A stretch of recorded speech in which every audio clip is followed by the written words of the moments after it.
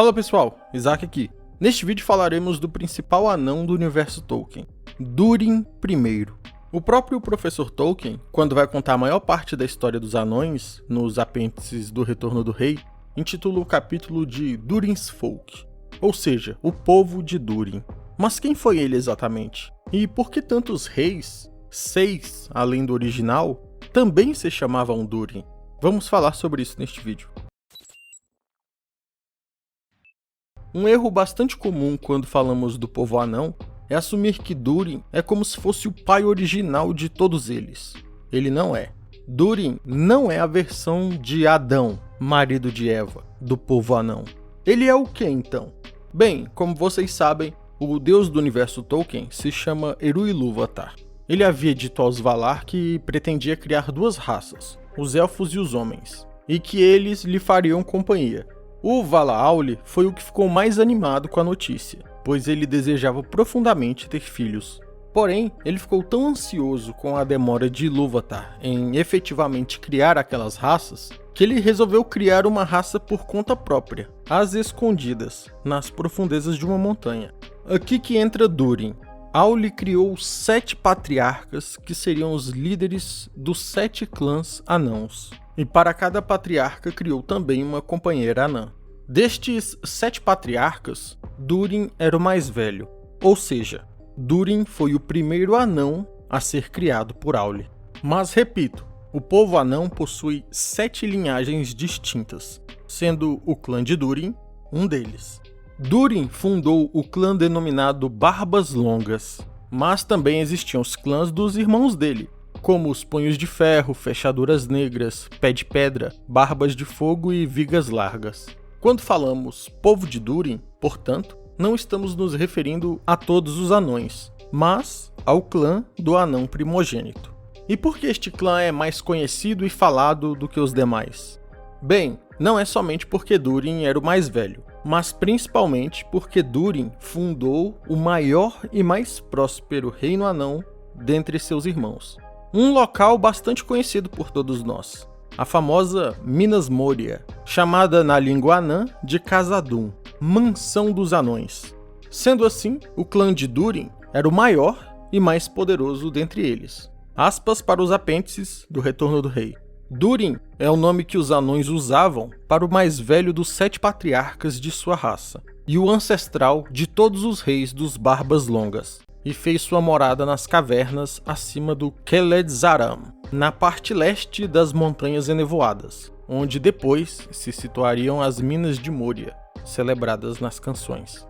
Depois do final da Primeira Era, o poder e a riqueza de Khazad-dûm cresceram, pois a casa foi enriquecida por muitas pessoas, muita tradição e muitos ofícios. O poder de Moria resistiu através dos anos escuros e do domínio de Sauron, pois, embora Eregion tivesse sido destruída e os portões de Moria fechados, os salões de Khazad-dûm eram por demais profundos e fortes, e repletos de um povo demasiado numeroso e valente para que Sauron pudesse conquistá-los de fora.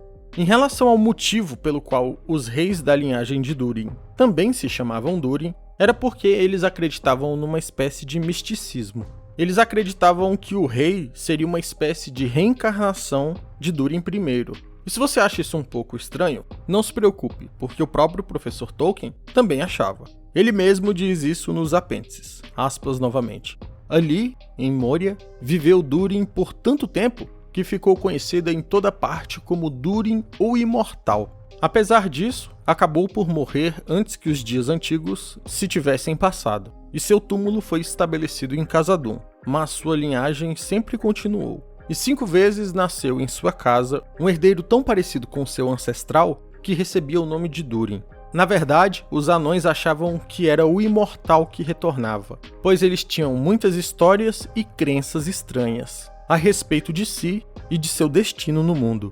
De acordo com o livro Pessoas da Terra-média, essa tradição dos anões de nomear seus reis de Durin acabou confundindo os homens mortais. E durante a Segunda Era, eles acreditavam que a palavra Durin significava rei. Embora o professor tenha dito nos apêndices de Senhor dos Anéis, como a gente acabou de ler, que 5 vezes nasceu um herdeiro que foi chamado de Durin, Tolkien decidiu ampliar isso posteriormente. e nós chegamos até Durin VII, que foi também chamado de Durin Último, filho de Thorin III, Elmo de Pedra. O que acontece é que Tolkien publicou O Senhor dos Anéis no ano de 1954. Já o Silmarillion foi publicado somente em 77. Durante este período, Tolkien continuou trabalhando e até mesmo alterando algumas coisas. Um bom exemplo é que, originalmente, no livro A Queda de Gondolin, Tolkien havia escrito que Morgoth possuiria milhares de Balrogs sob seu comando. Mas, depois ele decidiu aumentar absurdamente o poder dos Balrogs, mas por outro lado diminuir seus números. No final, Tolkien alterou para 7 o número total de Balrogs a já terem existido. Mas isso faz parte do processo criativo. Tolkien revelou que o Barbárvore, por exemplo, só veio à sua mente quando ele já estava escrevendo o terceiro livro, O Retorno do Rei. Aí, para incluí-lo na obra, ele teve que voltar e refazer um monte de coisas durante o evento das Duas Torres, onde Barbárvore inclusive participa do cerco a Isengard. Mas voltemos a Durin. A linhagem de Durin tentou diversas vezes retomar Khazad-dûm, o seu lar original, enquanto Balrog ainda era vivo, mas todas as vezes sem sucesso. Inclusive Balin, este anão que está na tela, conseguiu estabelecer uma colônia lá por 5 anos, mas infelizmente acabou morto por orcs. Mas tudo mudou ao fim da Guerra do Anel e a derrota de Sauron, justamente com Durin VII liderando o retorno de seu clã à cidade. Também no livro Pessoas da Terra-média, é dito que por volta do ano 171 da Quarta Era, Durin VII, também chamado de Durin Último, conseguiu finalmente fazer com que os Barbalongas recuperassem sua herança e seus martelos soaram novamente sob as Montanhas Enevoadas, até o fim da raça dos anões. Para finalizar, se você estiver surpreso que um Vala e não o próprio Deus tenha criado os anões, eu fiz um vídeo focado somente nisso e vou deixar no card final para quem quiser clicar. Mas eu vou resumir aqui rapidinho para vocês. Quando Vala Auli criou os 7 anões originais, eles não eram funcionais. Eles somente se mexiam ou faziam alguma coisa quando Auli desejava que isso acontecesse. Em outras palavras, eles não possuíam vontade própria e eram meras marionetes imperfeitas de Auli. Eru Ilúvatar confrontaria Auli por sua impaciência. Ilúvatar disse que Auli deveria olhar para suas criações e se envergonhar, pois eles não passavam de bonecos. Era aquilo que ele gostaria de ter criado? Auli reconhece seu erro e diz para Ilúvatar que se oferecia para sacrificar sua própria criação, para tentar compensar um pouco de sua falha e minimizar os danos.